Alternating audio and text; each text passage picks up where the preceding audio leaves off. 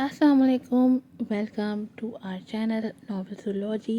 कैसे हैं आप सब लोग? आज आपके लिए लेकर आई हूँ नॉवेल द लव एरर की एपिसोड नंबर 8 का पार्ट 2 है। कैसा इतने सारे एपिसोड बनाती हूँ, नंबर भूल जाते हैं यार। लास्ट एपिसोड में हमने देखा था कि किस तरह से समाहिर कुल के ऊपर अटैक हुआ था और किस तरह से सिरकान ने उसका साथ दिया। अब देखते हैं आज के एपिसोड में क्या होता है। और जल्दी से चैनल को सब्सक्राइब कर दें, वीडियो को लाइक कीजिएगा, शेयर कीजिएगा, रिव्यूज़ दीजिएगा, बेल आइकन को ज़रूर प्रेस कीजिएगा। बढ़ते हैं एपिसोड की तरफ। नॉवेल है the love error, episode number 8 का पार्ट 2। हाँ, तो जब बीवी दूर भागेगी, रोमांस करने नहीं देगी, तो खुद सोच मर्द किधर जाएगा दिल बहलाने। जासिम उसे गुस्सा दिला रहा था और वो गुस्से से लाल पीली हो भी चुकी थी। तभी गर्राती उसके करीब आई थी। बदतमीज़, तुम मेरे साथ ऐसा करोगे? मैं तुम्हें। इससे पहले वो अपने नाखून जासिम के कंधे पे गाड़ती, जासिम उसे पहली फुर्सत में ही अपनी बाहों में भर चुका था। ओए कुड़िए, ना किया कर ऐसी बातें। मेरे दिलो दिमाग में बस तू है, तू। जासिम मोहब्बत भरे अंदाज में कहता, उसके बाल कैचर से आज़ाद कर चुका था, जबकि वो खुद को उसकी गिरफ्त से छुड़ाने की कोशिश में नाकाम ही हो रही थी। छोड़ो मुझे जासिम, वरना चिल्ला चिल्ला के सबको इकट्ठा कर दूंगी। ओ तेरी खैर, तू ऐसा करेगी अब अपने हस्बैंड के साथ? जासिम अब भी ज़ेरे लब मुस्कुरा रहा था। हाँ हाँ माँ जी, पापा जी, वो चिल्लाने लगी थी जब जासिम ने उसके लबों को अपने लबों से कैद कर लिया था और चश्मान की बेहद मुज़ाहमत के बावजूद भी वो आंखें मूंदे सैराब हो रहा था। चश्मान को अपनी सांस अटकती महसूस होने लगी सीने में। तभी जासिम उसे नरमी से छोड़ के पीछे हुआ था। चश्मान खांसते हुए उसे गुस्से से घूरने लगी। बहुत बदतमीज़ हो तुम, जंगली बिल्ले। मैं मैं तुम्हारी शिकायत लगा दूंगी पापा जी से, चश्मान गुस्से से चिल्लाई थी। जाके लगा शिकायत और फिर तैयार हो जा अपनी खैर मनाने के लिए, जासिम ने आंख विंक करते कहा था, जबकि चश्मान उसे गुस्से से घूरती कमरे से बाहर निकलने के लिए दरवाजे की तरफ बढ़ी थी। ज़बान भी खोला उनके सामने, तो अपनी खैर मना लेना। तो जासिम ने पीछे से हाँक लगाई थी जब चश्मान ने घूर के उसे देखा था। जंगली बदतमीज़, कहती वो झपाक से कमरे से बाहर निकली थी, जबकि जासिम मुस्कुराता अपना सर खुजाता वॉशरूम की तरफ बढ़ा था कि नींद तो भग से उड़ा दी थी चश्मान ने।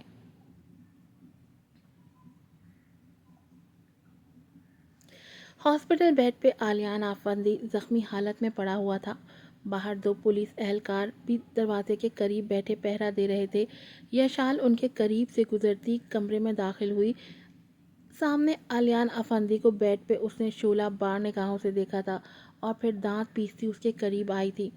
तुमसे इतना छोटा सा काम नहीं हो पाया गेंडे, यशाल मध्यम आवाज़ में गर्राई थी, जबकि वो यशाल को अपने सामने देख के बोलने के लिए अपना मुंह खोला था, लेकिन मुंह से अजीब आवाज़ें निकल रही थी उसकी। चुप, एकदम चुप। यशाल ने उसे आंखें दिखाई थी। ज़ुबान के साथ साथ तुम्हें काट के फेंक देते, जो किसी काम के नहीं। अब तुम्हारी ज़रूरत किसे हो सकती है आलियाना फंदी? ना बोल सकते हो, ना तुम्हारी बात कोई समझ सकता है, ना तुमसे कुछ बन पाएगा। मर ही जाओ तो बेहतर है। इनफैक्ट नेक काम यही है। यशाल सफाकियत से उसे देखती कह रही थी, जबकि वो नफ़ी में सर हिला रहा था। यशाल इधर उधर देखती उसके बाजू पे इंजेक्शन लगाने लगी, जबकि वो खुद को बचाने की तकद्दो कर रहा था। यशाल ने तकिया उठा के उसके मुंह पे रखा था ताकि उसकी आवाज़ बाहर सुनाई ना दे। तुम्हारी मौत बेहतरीन है आलियाना फंदी, तुम जैसे गंद की अब ज़रूरत नहीं मुझे, यूज़लेस। कह के वो तकिया हटा चुकी थी। इंजेक्शन और तकिया अपना काम दिखा चुका था। उसकी सांसें रुक चुकी थीं, आंखें बाहर को निकली साकित थीं। अजीब वहशतनाक चेहरा बना हुआ था उसका। यशाल सिरिंज डस्टबिन में फेंक चुकी थी। अपने बालों पे हाथ फेरती, अपना चेहरा थपथपाती वो खुद को फ्रेश करने लगी। एक कड़ी नज़र आलियान के बॉडी पर डाल के वो धीरे से चलती दरवाज़ा खोल के कमरे से बाहर निकली थी। कॉरिडोर में चलती उसके चेहरे पे मुस्कुराहट बिखरी हुई थी। अपना मोबाइल निकाल के उसने ताहिर शाह को मैसेज किया था और फिर मोबाइल ऑफ करके वो यूं ही चलती हुई हॉस्पिटल के अहाते से बाहर निकलती चली गई। کہ اب جو ایمرجنسی وہاں ہونی تھی ان سب میں اس کا کیا کام تھا۔ ان سے زیادہ امپورٹنٹ کام تھے اس کے، جو اسے اب جا کے انجام دینے تھے۔ دھیرے سے آنکھیں کھول کے وہ کچھ دیر یوں ہی لیٹی رہی اور چھت کو گھورتی رہی، اور جب دماغ نے کام کرنا شروع کیا تو اچانک سے اپنی جگہ سے اٹھی تھی، لیکن کرراہ کے رہ گئی۔ اس کے زخموں میں درد کی ٹیسیں اٹھی تھیں جنہیں اگنور کرتی وہ بیڈ سے اتر کے کمرے سے باہر نکلی تھی، جہاں اوپن کچن میں وہ سبز بلّا کھڑا کچھ بنا رہا تھا شاید۔ ساتھ ساتھ وہ آلہ کان میں لگائے کسی سے باتیں بھی کر رہا تھا۔ سماہر وہیں کھڑی اسے گھورتی رہی۔ یہ کیا بدتمیزی تھی، وہ وہیں سے چلائی تھی، جبکہ سرکان نے اسے اپنی گرین آنکھوں سے تنبیہ کرتے کچھ بھی کہنے سے روکنے کی کوشش کی تھی، جو بے سود ہی ثابت ہوئی۔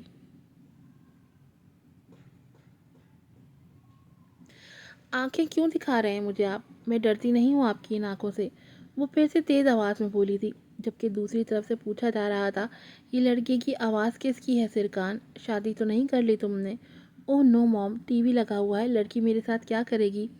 وہ اپنی ماں کو ایکسپلینیشنز دیتا سماہر کو بھی گھور رہا تھا، تو وہ کندھے اچکا گئی، لیکن دل اندر سے کانپنے ہی لگ گیا تھا، سرکان کے خطرناک تیور دیکھ کے ہی۔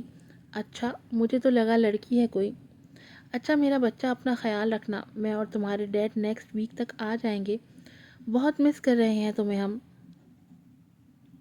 نوین بے حد محبت سے اپنے بیٹے سے کہہ رہی تھی، جبکہ سرکان بھی مسکرانے کی کوشش کرنے لگا۔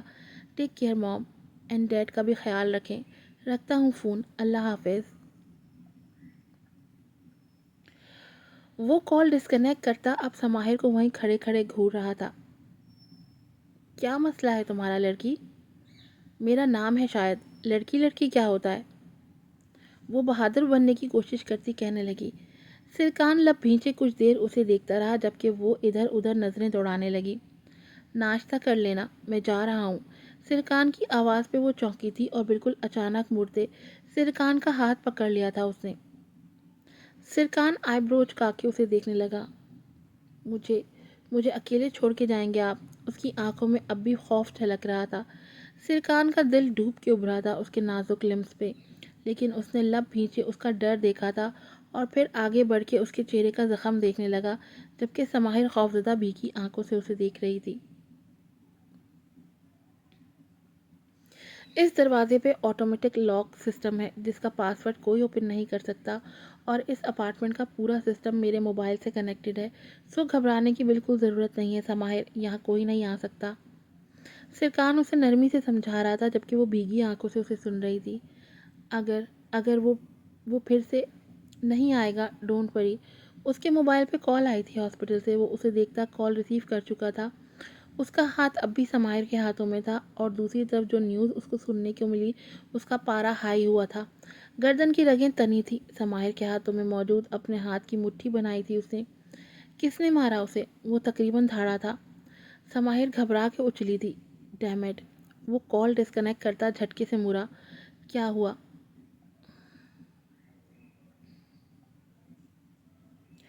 سماہر نے ڈرتے ڈرتے پوچھا تھا۔ سرکان نے ایک نظر اس پہ ڈالی تھی اور پھر باہر نکل گیا تھا۔ دروازہ پھر سے لاکڈ ہو چکا تھا اور سماہر وہیں کھڑی تھی، اس کے غصے کو دیر تک اپنے گرد محسوس کرتی رہی۔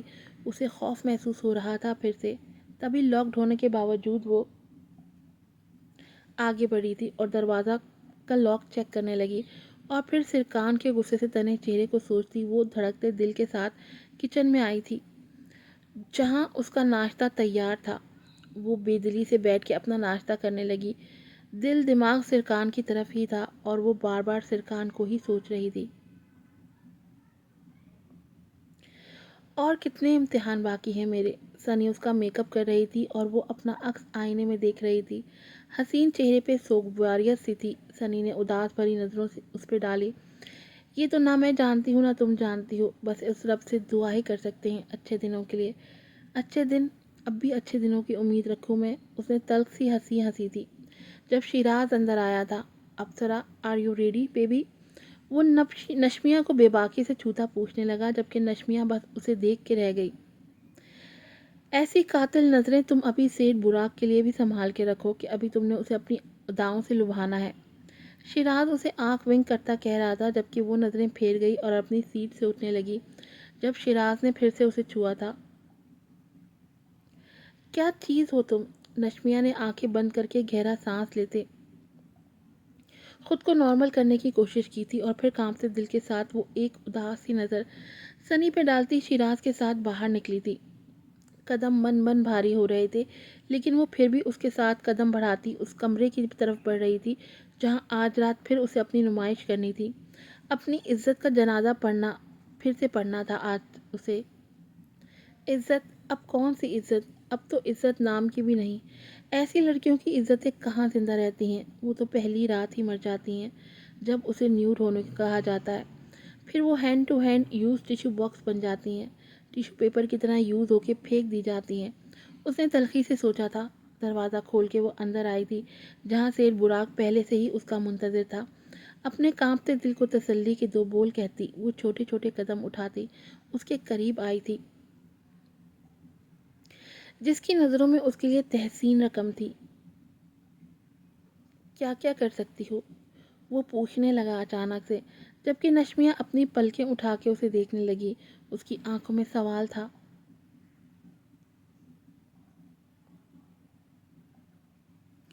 میں اپنی بیوی سے تنگ آ کے یہاں آیا ہوں۔ اگر میری بیوی جیسے ریئیکٹ کیا تم نے تو تھپڑ مار دوں گا تمہیں، وہ پھر سے بولا تھا، اس کی سراہی دار گردن پہ ہاتھ پھیرتا جبکہ وہ جزبوز ہوتی اس کے لمس کو اپنے وجود پہ محسوس کرتی مسکرانے کی کوشش کرنے لگی۔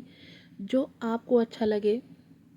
اور سیٹھ براق ہنس پڑا تھا۔ مجھے تو تم ابھی بے حد اچھی لگ رہی ہو، لیکن ایک بات کرنی تھی تم سے، بتانا مت کسی کو۔